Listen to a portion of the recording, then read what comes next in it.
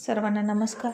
ऑफिसवाला लव या स्टोरीचे 113 एपिसोड यापूर्वीच अपलोड केलेले आहेत. कृपया ते सगळे एपिसोड ऐकण्यासाठी आपल्या चॅनलला भेट द्यावी. आता घरात 2 बेबी येणार म्हणून देसाई मॅन्शनमध्ये आनंद होता. आणि दुसऱ्या दिवशी ही खुशखबर ऑफिसमध्ये अर्जुननं आर्याला सांगितली आणि ती सुद्धा खूप खुश झाली. स्वीटी प्रेग्नेंट आहे हे कळलं आणि जितका आनंद झाला होता तितकाच आनंद आता दुसरं पण बेबी येणार म्हणून आनंद झाला होता. आणि दोन्ही बेबीचं वेलकम खूप जल्लोषमध्ये होणार होतं. आणि इकडे नयनानं जितेंद्रला फोन केला आणि म्हणाली, जितू, लाईट आणि पाणी आलं का आपल्या घरी? आणि जितेंद्र म्हणाला, मला नाही माहीत, मी अजून कुठे घरी गेलोच नाही आणि मला काहीच माहीत नाही, मला खूप काम आहे, फोन ठेव. आणि नयना चिडली आणि म्हणाली, जितेंद्र, आजकाल तुला खूप माज आल्यासारखा करतोस तू, पण लक्षात ठेव, मी बायको आहे तुझी आणि मी तुला चांगलाच सरळ करू शकते, एवढं मी करूच शकते. आणि जितेंद्रने आता तिच्या त्या धमकीला थोडीसुद्धा भीक न घालता फोन ठेवला. आणि नयनाला खूप राग आला. तिनं पुन्हा खूप वेळा त्याचा फोन ट्राय केला, पण त्यानं सरळ फोन स्विच ऑफच करून टाकला. आणि नयनाची खरंच कटकट आता जितेंद्रला नकोच वाटत होती. आणि ती तिच्या बेडरूममध्ये खूप चिडून फेऱ्या मारत होती. आणि तिची मम्मी तिला म्हणाली, नयना, आम्हाला जरा सांगशील का, तुझं काय चाललंय? तू तुझ्या नवऱ्याला भांडून इथे आलीस का? आणि नयना म्हणाली, नाही मम्मी, मी त्याला भांडली नाही, पण हल्ली त्यालाच खूप माज आला आहे म्हणून तो माझ्याशी नीट बोलत नाही. नयनाची मम्मी म्हणाली, नयना, ही कुठली भाषा तुझी त्याच्याशी बोलण्याची? आणि मला कळेल का तू इथे का आली आहेस? आणि नयना ओरडून म्हणाली, हवा पाणी नाही त्या घरात, गरम होतंय खूप, प्यायला थंड पाणी नाही, अशा घरात तुम्ही माझं लग्न करून दिलं आहे आणि तुम्हाला काय वाटतं मी तिथं गरमीमध्ये मरू का? आणि एकदा माझं लग्न करून दिलं, मला हाकलून दिली की सगळी संपत्ती तुम्ही तुमच्या मुलाला द्यायला रिकामे, असं वाटलं का तुम्हाला? पण लक्षात ठेवा, या घरावरचा हक्क मी सोडणार नाही, कधीच नाही. आणि तिची मम्मी म्हणाली, असा काय विचार करतेस तू? या घरावर तुझा हक्क आहे, आम्ही नाही म्हटलंच नाही, पण तुझं खरं हक्काचं घर तुझं सासर आहे, तू तिथं राहायला हवं. नयना म्हणाली, मम्मी, तिथे राहून काय करू? तू एक काम कर ना, हा सगळा ऐश आराम सोड आणि तू तिथे जाऊन राहा एक रात्र, मग तू मला सांग तिथं राहून तुला कसं वाटेल. खूप अवघड आहे मम्मी तिथं राहणं, तिथं माझं कुणीही ऐकत नाही. नयनाची मम्मी म्हणाली, नयना, तू त्यांचं ऐकलं पाहिजेस आणि तू अशी अपेक्षा करतेस की तुझं सगळ्यांनी ऐकावं, ही तुझी उलटी पद्धत काहीच कामाची नाही. आणि आता लक्षात ठेव, संग्रामचं लग्न होईल, मग त्याची बायको कोण आहे लक्षात आहे ना? तिला जर तू काही करायला जाशील तर मी आणि तुझे डॅडी तुला वाचवू शकत नाही. आणि नयना म्हणाली, पण मी त्या मधूला त्या घरात एंट्री करू देणारच नाही. संग्रामसोबत लग्न झालं तरी संग्रामला सुद्धा त्या घरात थारा नाही मिळणार. राहू दे त्यांना रस्त्यावर, नाहीतर तिच्या बापाच्या घरी. आणि मम्मी, तू जाग, माझं डोकं खाऊ नकोस, असं म्हणून नयनाने मम्मीला हाकलून दिली. आणि हिचं काहीच होणार नाही असं तिच्या मम्मीलाही वाटलं. ज्या व्यक्तीला आपण चुकतोय हेच कळत नाही तर ती व्यक्ती सुधारणार कशी? मुळात सुधारण्यासाठी चूक मान्य असावी लागते आणि जर चूक मान्य नसेल तर कुणीच काही करू शकत नाही. आणि आता संध्याकाळ झाली. संग्रामचे पप्पा आजही घरी आले तर आजही लाईट पाणी आलं नव्हतं. आणि आज सलग 4था दिवस होता. ते मेणबत्तीच्या प्रकाशात राहत होते. बिचारे संग्रामचे पप्पा त्यांच्या मम्मीसमोर काही बोलत नव्हते, नुसते हुजूरगिरी करायचे. ऑफिसमध्ये नयनाच्या पप्पांचे तळवे चाटायचे आणि घरी येऊन बायकोचे तळवे चाटायचे. आणि आता त्यांनी संग्रामला जितेंद्र फोन लावला आणि विचारलं, तुम्ही दोघे आहात कुठे? आणि जितेंद्र म्हणाला, पप्पा, तुमचे खरंच खूप हाल चाललेत का हो? त्यांचे पप्पा म्हणाले, बेटा, हवा नसली तरी चालेल, पाणी नसलं तरी चालेल, पण तुमची मम्मी परवडत नाही. आता तिला घरात कोणी नाही आणि ती सगळ्याचा सगळा राग माझ्यावर काढते. काय करणार? सगळी चिडचिड माझ्यावर करते. आणि माझ्या आयुष्यातला सगळ्यात चुकीचा निर्णय होता तुमच्या मम्मीसोबत लग्न करणं. आणि जितेंद्र म्हणाला, खरं आहे. आणि तिच्यामुळे मला नयनासोबत लग्न करावं लागलं. तिचा लालचीपणा वाढत गेला आणि मी फसत गेलो. पण संग्राम, तू खूप चांगला निर्णय घेतलास मम्मीच्या विरोधात जाऊन. तू खूप चांगलं केलंस. मी मात्र लहानपणापासून मम्मीच्या अपेक्षांच्या ओझ्याखाली दबून राहिलो. तिने माझे लाड केले. सगळ्यांसमोर मला पुढे पुढे करून उभा केलं आणि तुला पाठीमागं ढकललं. तुझा रंग सावळा आहे म्हणून.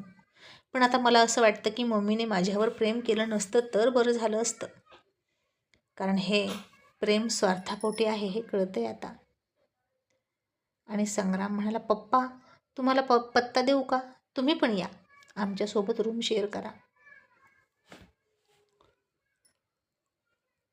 आणि संग्रामचे पप्पा म्हणाले, संग्राम बेटा पटकन पत्ता दे, मी येतोय.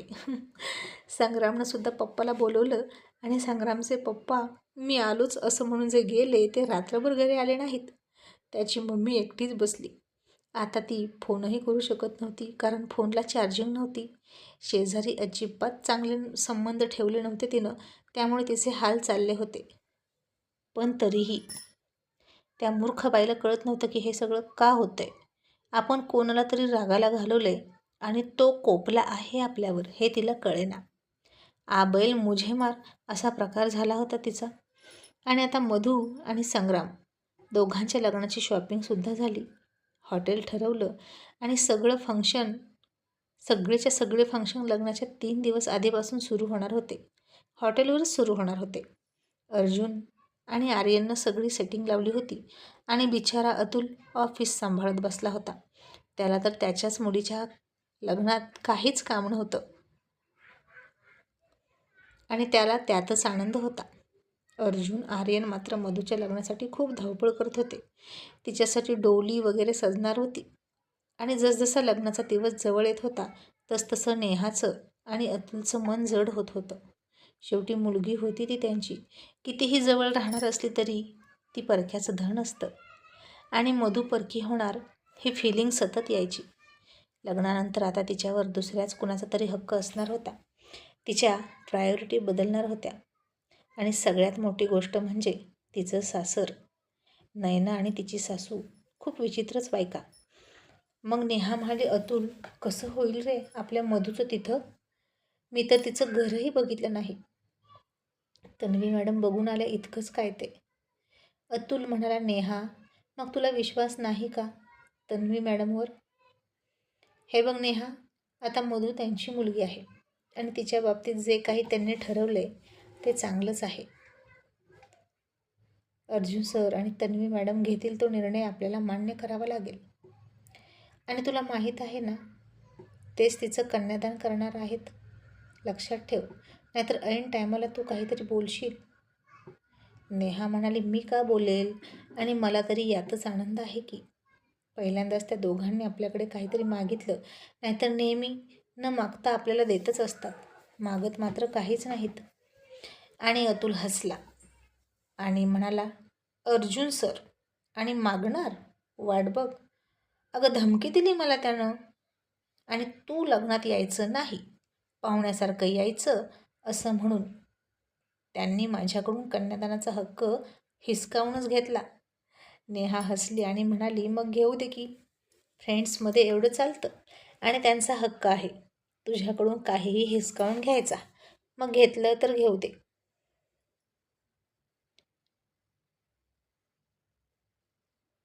ओके. आणि अतुल, तूही तुझा हक्क हसत हसत सोडला.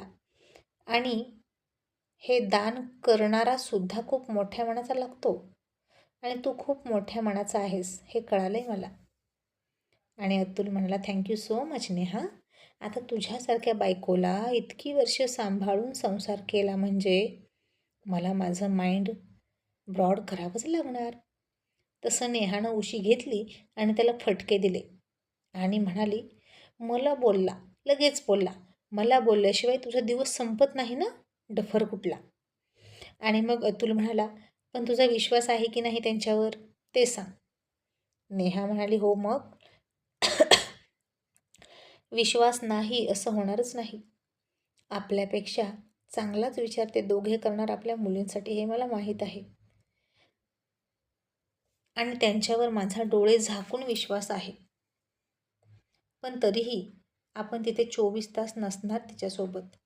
आणि ही अशी लोक आपल्या फ्रेंड सर्कलमध्ये कोणीच असं नाही. आणि मधूनसुद्धा अशी लोक कधीच बघितली नाहीत. मग तिला त्रास होईल का याचा विचार मी करत होते. आणि अतुल म्हणाला, ठीक आहे नेहा, आपण त्याचाही विचार करू. आपल्याला सुद्धा मुलगा नाही. आपले दोन्ही जावई हीच आपली मुलं आहेत. पिहू आरव त्यांचा सुखाचा संसार सुरू आहे. आणि आता पिहू तर इथं येणं शक्य नाही. मला वाटतं की आपण संग्रामलाच आपल्याजवळ ठेवावा. पण त्याची काही हरकत नसेल तर. आणि नेहा म्हणाली, खरंच अतुल, असं झालं तर खूप चांगलं होईल. अतुल म्हणाला, हो, पण नेहा, हे विचारायची सुद्धा मला भीती वाटते. काय माहीत तो कसा रिॲक्ट होईल आणि त्याला काय वाटेल. आणि हे सगळं मी त्याला विचारणार आहे.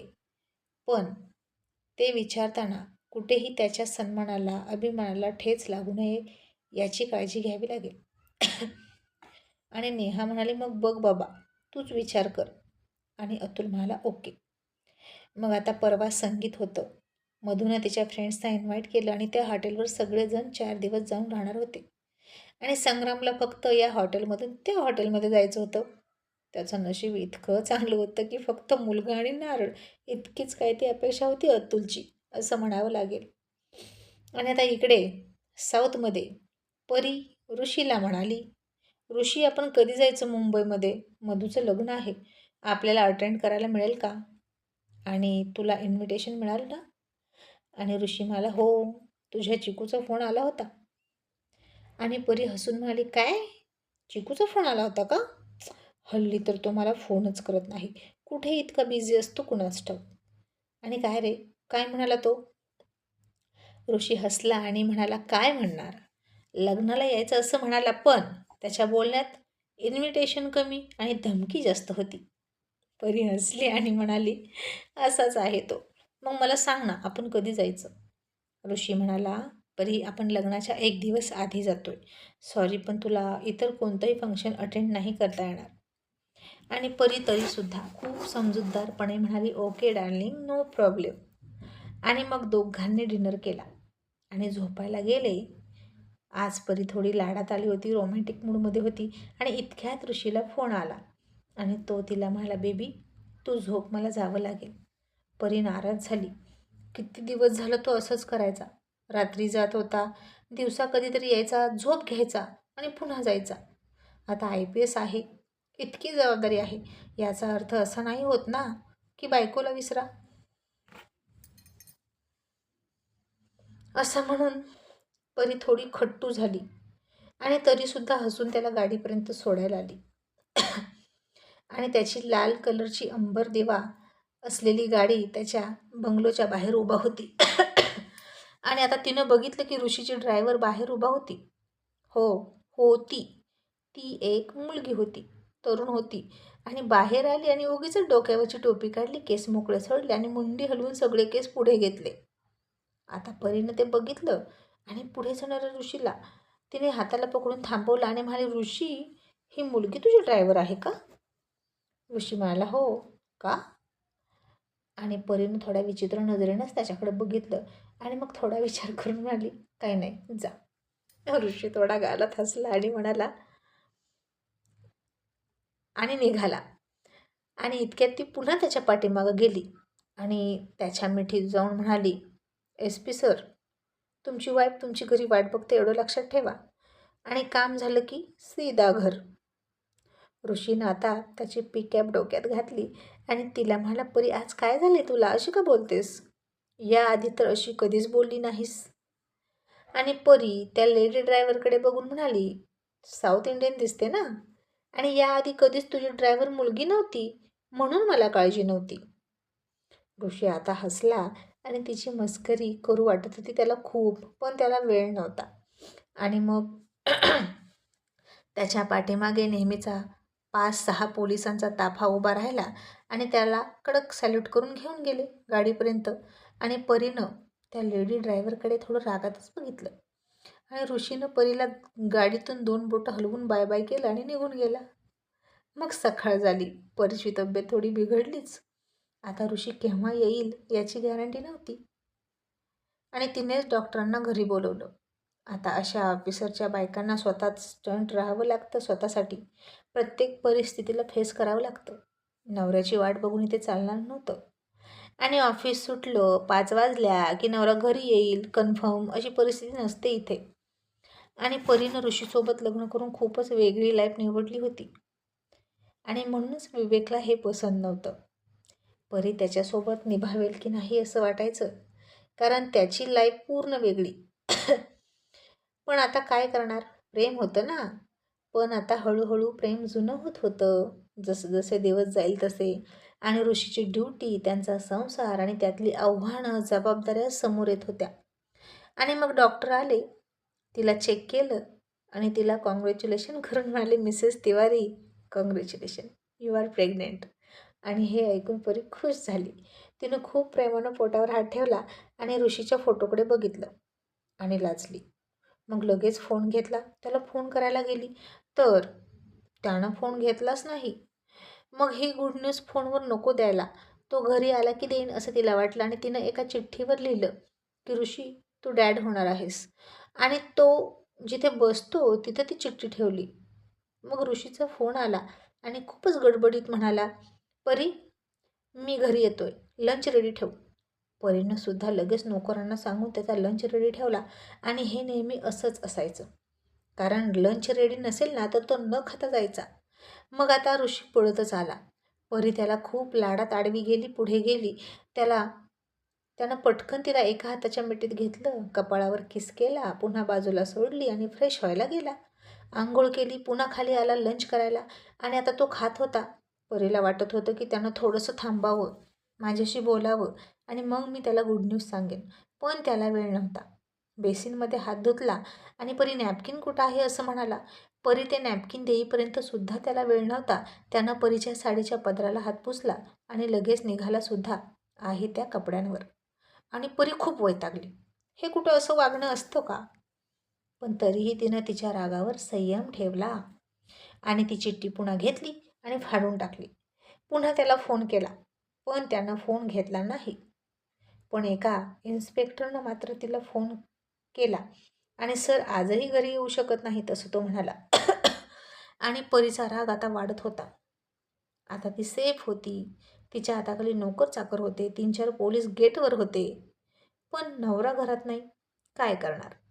अस्मिताचा तिला फोन आला, तसा तो नेहमीच यायचा, दिवसातून एकदा तरी. विवेकचा फोन आला आणि परीला त्यांना सांगू वाटत होतं की तिच्याकडे गुड न्यूज आहे. पण सगळ्यात आधी ही न्यूज ऋषीला सांगायची होती तिला, आणि तोच अवेलेबल होईना. आणि आता ऋषी चक्क 48 तासानंतर संध्याकाळी 5 वाजता घरी येणार होता. तिला कळलं की तो येणार आहे. तोपर्यंत परी, ती क्यूट परी राहिली नव्हती. ती आता चिडली होती आणि पहिलीच परी झाली होती लग्नाच्या आधीची. तीही प्रेग्नेंट होती आता आणि तिचेही मूड स्विंग होत होते. IPS ऑफिसर ऋषी राघव तिवारी आता त्यांच्या कडक युनिफॉर्म घातलेल्या अवस्थेत 5-6 इन्स्पेक्टरचा नेहमीचा ताफा त्यांच्या मागे होता आणि त्यांच्या कडक चालीमध्ये खूप रुबाबात. जसे घरात एंट्री करणार त्यांच्या फौजफाट्यासह, तसा ड्रेसिंग टेबलवरची परफ्यूमची बाटली आली ऋषीच्या अंगावर पडली. पुन्हा पाठीमागून पावडरचा डबा आला, कंगवा आला, फ्लॉवर पॉट आला. अँड ओ माय गॉड, हे काय आहे हे कोणालाच कळेना. ऋषीसुद्धा चक्रावला आणि त्यानं थोडंसं कसं तरी हसलं आणि पाठीमागून त्या सगळ्या इन्स्पेक्टरकडे बघितलं. आणि सगळे इन्स्पेक्टर आता आपण काहीच पाहिलं नाही असं वागत होते. आणि ऋषी त्यांना हसून म्हणाला, आता तुम्ही जा, बहुतेक आता हायकमांड खूप तापला आहे. आणि मनात म्हणाला, आता माझं काय होईल कुणास ठाऊक. बहुतेक आर्यन म्हणायचा, ती परी हीच, असं म्हणून त्यानं दरवाजा लावला आणि बेडरूमकडे निघाला. तशी पुन्हा एक ऑइलची बॉटल आली आणि त्याच्या डोक्यातच पडली आणि ऋषीनं डोक्यावर हात मारला.